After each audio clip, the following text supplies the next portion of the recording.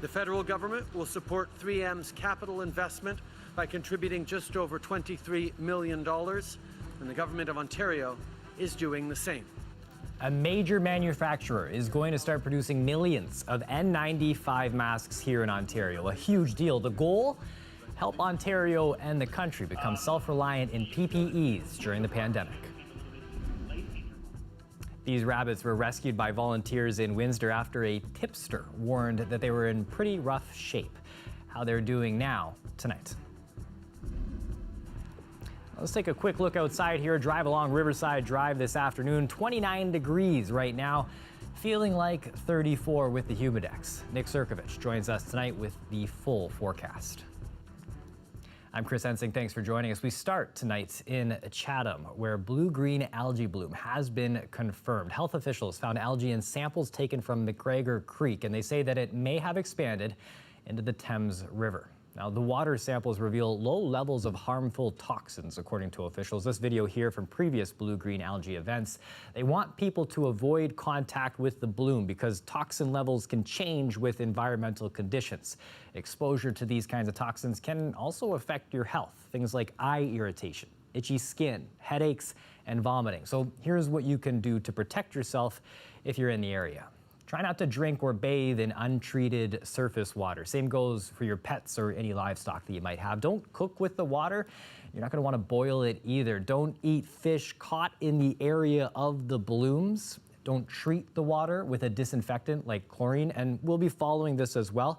All of our updates will be online, cbc.ca/Windsor.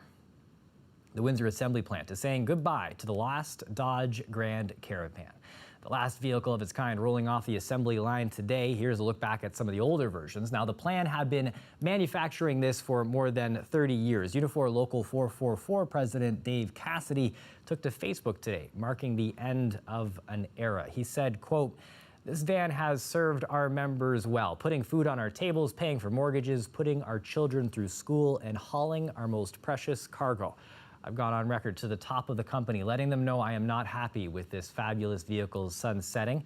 It has been a privilege to have been the caretakers of such an iconic vehicle that has not only made this company rich, it put them on the map." FCA Canada announced it would stop producing the Caravan back in February, and that coincided with the final elimination of the factory's third shift, which ended in July. However, in the coming months, the local assembly line will start producing the Chrysler Grand Caravan for the Canadian market only, a newer vehicle that the company has said will meet tougher new emission standards. N95 masks will soon be made in Ontario. The federal and provincial governments announced a partnership to help manufacturers make these masks. The plan is designed to make sure that Canada doesn't have the shortages that it experienced earlier in the pandemic. Lorenda Redikoff has the story. They're the masks used by healthcare workers, offering more secure protection, a hot commodity during COVID-19. I know that Ontario will never have to depend on another country for the N95 mask we need to protect our nurses and doctors. As of early next year, N95 masks will be made in Brockville, Ontario. The province struggled to find enough of the masks early in the pandemic and has relied on shipments from the U.S. and China. We were left in a terrible, terrible situation. And I can tell you, worrying about where we would get the next PPE shipment, that's what kept me up at night. 50 million N95 masks will be produced every year for the next 5 years. Half will go to the federal government, half to the province. While other types of masks are already being produced here, this will be the first in Canada for N95 respirators. This is kind of worth its weight in gold at this point because try as we might, we cannot get this anywhere in the city. It means doctors shouldn't have to worry about rationing anymore. It was quite a lot of stress just knowing that the quantities were limited, but we still had to work on the front lines in very precarious situations. This professor says those supply problems have been solved for now. 3M is using its international supply chains. If things kicked up again, if COVID-19 got bad again in this country and certainly around the world, or when the next pandemic hits, we're going to need quick response, quick access to masks like these and lots of other things. The Prime Minister says it won't only be Canada benefiting from the masks. Some will also be sent to frontline workers in other countries. we will be able to cover domestic supply, but because Canada as a country has never brought in limits or protectionist measures. The project is expected to create 30 new jobs. Lorenda Reddicock, CBC News, Toronto. Several rabbits are now in the hands of the local Humane Society. They were discovered this past weekend by a group of volunteers who say that some of the rabbits were covered in feces with no access to food or water. With more, I'm joined live by CBC's Sanjay Maru. Sanjay, you spoke with one of the volunteers who was there for the rescue. What did she tell you? Well, Chris, she says her animal rescue group where she volunteers was first made aware of the situation involving these rabbits Saturday morning. That's when they received a call from a concerned neighbor in the Partington Avenue area that a number of rabbits had been set loose. According to this neighbor, the group was told that the owner of these rabbits, their landlord had said to the owner, you can't have them in your property anymore, and the owner of these rabbits elected to set them loose. Again, this is according to that neighbor. So about 2 hours later, volunteers with the animal rescue group went out to the scene to check on the condition of these rabbits, and they found one right off the bat, described as weak and lethargic. They went back later in the afternoon, considering that's the only rabbit they had found. They were told that there were more rabbits that needed to be checked, and they were told by a neighbor in the area to check out a nearby shed. And what these volunteers say is that what they found there was horrific. The shed had no roof, full of wire cages stacked on their side, smelled awful. Rabbit poop droppings and like just disgusting smell all around. No food or water out. There was like water bottles on the sides of these cages, but the bunnies had no access to them because they were on their sides, and the water bottle was like way up at the top. There was like fur on the cages, like poop all in the cages, so clearly they were kept in there and for a long time. We saw some droppings which didn't appear to be rabbit droppings, so one of our volunteers thought it might be guinea pig poop. So there might have been guinea pigs in there as well. So we're moving cages, seeing if there's any other bunnies in there, and we end up finding another bunny behind all the cages. Again, weak. So we take that bunny. I'm all for the animals, all for animal welfare, and treating animals with respect and individuality. And that scene was horrific for me. The smell was disgusting, and just they're domestic, so they're not supposed to be outside. And a lot of people think that domestic animal or domestic rabbits especially will be fine outside because there's wild rabbits outside, but that's not the case. They have been domesticated and bred through generations to depend on humans, so letting them fend for themselves outside is not a good thing. And she also says 2 other rabbits were spotted hiding underneath a car in that area, and about 6 rabbits were spotted in total. And those 2 rabbits that were found underneath that car, again, this is all taking place Saturday on a very hot day with no access to food or water. Now, as you mentioned off the top there, Chris, the group says they handed these rabbits off, again 6 in total, to the Humane Society. That's because the animal rescue group was at full capacity. But she also says that she is in contact with Ontario's animal cruelty investigators to determine if any charges can be laid against the owner of these rabbits. Chris. Thanks to Sanjay. The CBC Sanjay Maru live tonight. A continued call today from the MP for Windsor West to see single sports betting legalized. This following the Prime Minister's decision to prorogue Parliament. Even if this casino wasn't going to open up for regular betting and gaming, it could have had a special pod for sports betting, and it could have been online as well too. So we're missing out on that revenue. We're missing out on all those elements, and again, it's just redirecting funds. Some of it comes from the United States, but even with the border closed, it's happening here in our own community, or it's happening on your phone right now. He says the proroguing of Parliament has delayed the private members' bill in support of single event sports betting. In front of Caesars Windsor today, he condemned Prime Minister Justin Trudeau for shutting down Parliament in the middle of a pandemic. The union representing workers at the casino says single sports betting could have gone a long way. We could have already had this moving forward. Right across the ditch behind us, there's, they're opened up at 15% capacity right now. And they have single sports betting. That's our competition. Despite Windsor moving into Stage 3, Caesars Windsor is still not open. It can be if it adheres to a limit of 50 people inside at a time. However, officials say that they're working on a plan to support a larger number of guests. A new task force has been created in Windsor, Essex, aimed at diversity and inclusion, increasing it in our region. Two of the people on the task force joined Windsor Morning today to talk about why it's needed now. They call it a grassroots effort to create action. This afternoon, I met up with one of the members of the task force who sees this as a chance to empower new leaders in our community.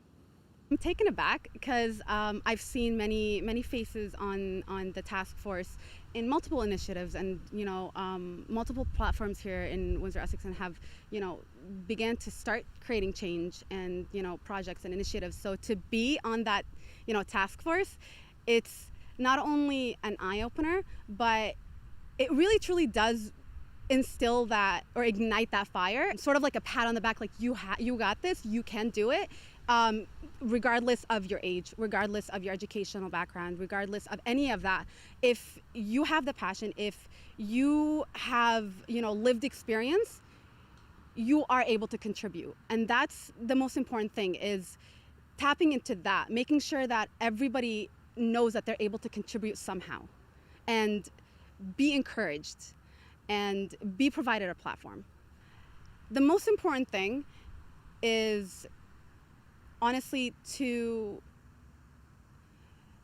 create leaders, in neighborhoods, to create that sense of linking between residents and leadership, bonding within neighborhoods, bridging between neighborhoods.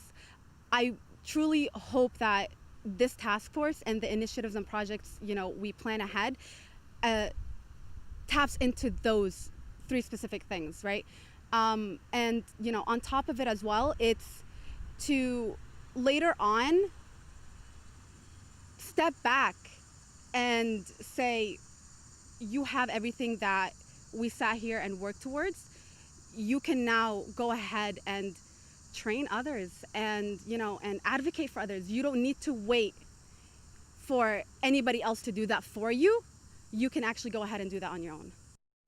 And you can read more about that task force on our website, cbc.ca/Windsor. Today was the deadline for parents with both the local public board and Catholic board to declare whether or not they're going to be sending their kids to school or keeping them home. This after a lot of last-minute updates to the back-to-school plan at both boards. Some last-minute directives from the province as well. The boards say that they're currently working through the latest attendance numbers, and we can expect an update on that by Monday. Time is up for members of the Conservative Party of Canada to cast ballots for their next leader. The votes will now be counted and a winner announced on Sunday. Polls suggest that it's going to be a tight race between Peter MacKay and Erin O'Toole, but no matter who wins, they're going to take over at a pivotal time when talk of a snap election is growing. The CBC's Hannah Thibodeau is following the race. In such a tight leadership race, every single ballot counts. In Milton, Ontario, a Peter MacKay volunteer went door to door to personally pick them up and ensure they're delivered to Ottawa. And MacKay spent time getting out the vote in Quebec.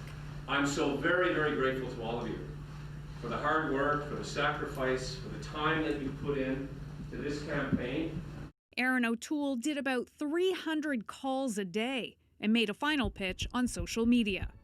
This leadership race has been unlike anything in Canadian history.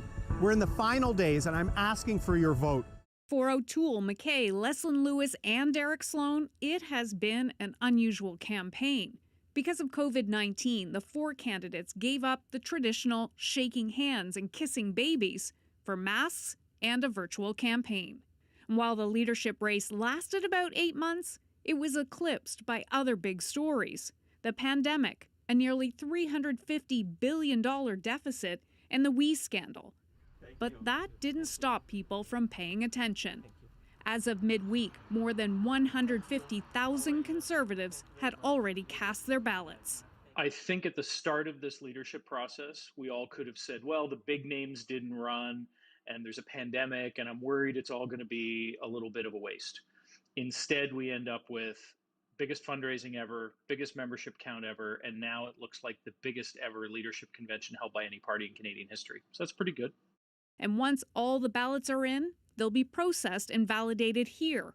And early Sunday morning, the counting will begin.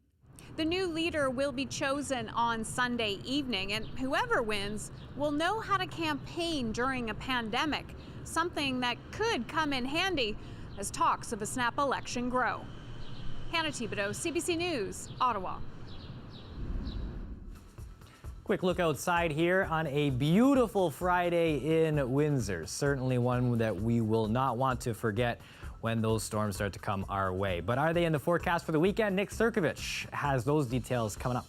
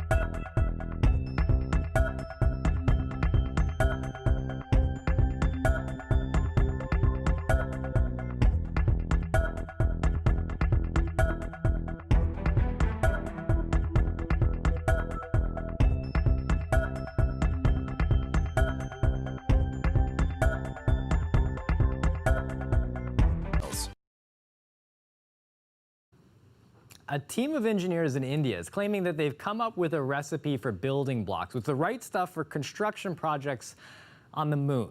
You start with lunar soil simulant, you add a pinch of bacteria and a dollop of guar gum thickener. Everything goes into a nice bioreactor and out comes in 10 days a brick. Then of course there are finishing touches that we add. Now that includes fashioning the resulting brick into the desired shape for use in any load-bearing structure built on the moon or other extraterrestrial surface. NASA's expressed interest in returning to and staying on the moon. The cost of producing the space bricks is in keeping with India's growing reputation for affordability in space missions. Its uncrewed Mars mission in 2013 cost less than Hollywood's production that year of the outer space hit movie Gravity. Joining us now is Nick Sturgovich. Nick, I know we've talked about summer projects, but you haven't been trying to build any patios out of this, out of our solar system or anything like that. You haven't been beyond that. Yeah, that's a little beyond my my capabilities. Yeah. The most I did was a lattice.